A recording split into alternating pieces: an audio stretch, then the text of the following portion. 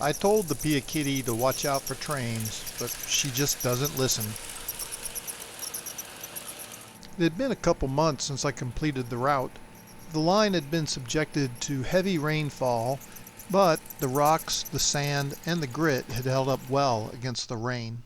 I noted that the water was running along the side of the layout more than going through the channels I'd cut, so I wanted to dig the channels out to make them a little deeper.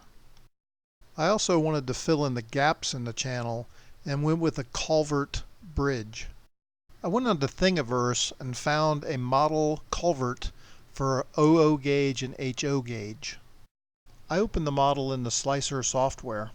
I then used the scale up feature to increase the size to the scale that I needed, about 16 centimeters long. I'm 4 hours into a 7-hour build of a culvert bridge, basically the sides of it, and this is the last of 6 that I've done. So this is number 6, and to put on the layout to cover my clearings I made out for the water to run through. So anyways, it's got about another 3 hours to go, and I'm going to go to bed, and we'll come out, we'll pull this thing off and put it together and put it on a track.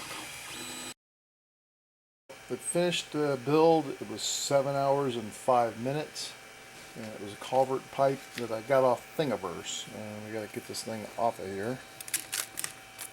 Take the magnetic plate off, and looks like it printed okay. Just got to get it off the pad and clean it up. Get this thing off of the pad.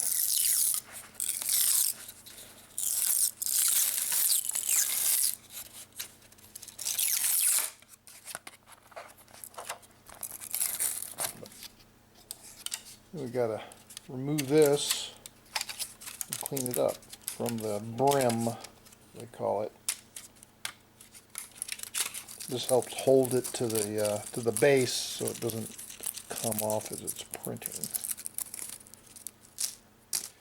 Hey, what I'm going to do is end up and shave off the rest of the flashing on this thing, and basically just do that. Take it and take a X-Acto knife and just kind of run it along it and get that stuff off of there that we didn't pull off.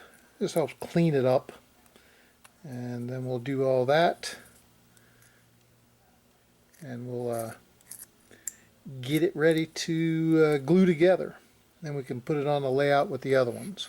So just use some super glue, future glue, whatever it is, and what we'll do is put a couple drops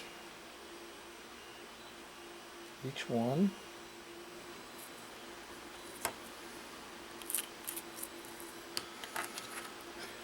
And position it rough side down.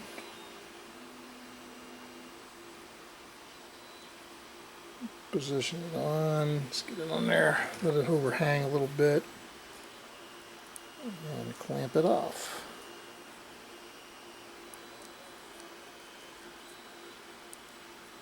And let that sit up for a few minutes and let it dry. About 10 minutes or so will do it. And do the other one. It's been a few minutes, so it's time to pull these things off. It should be glued up and dried. And so you can see what it looks like. Culvert bridge. And again, this was number 6 printed. They did one out of ABS, and this is out of PLA.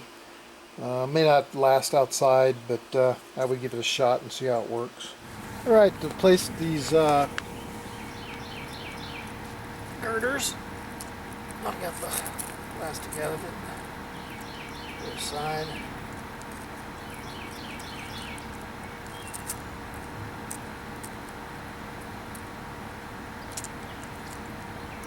We'll have to reballast this.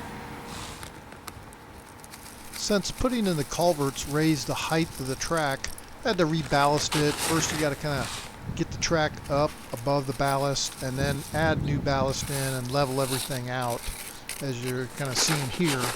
And actually this, I think the way I did it before, I think I would lay down first a ballast coating and then lay the track on top of it and then ballast the track after you kind of level it out.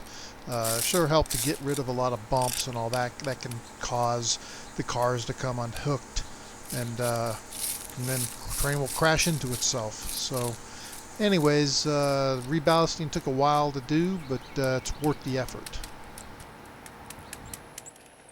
Well, that's the month's review of my garden scale railroad, and I think it's holding up pretty well. Got it reballasted and smoothed out. Don't have too many mishaps with the wrecking of trains. So the culverts are dug out and allow the water to flow through the route a little more. I have plans for the future, and that is to probably add on a yard and the beginnings of the extension out for a longer loop into the yard. So keep an eye out for that upcoming special, and we'll see you in the future.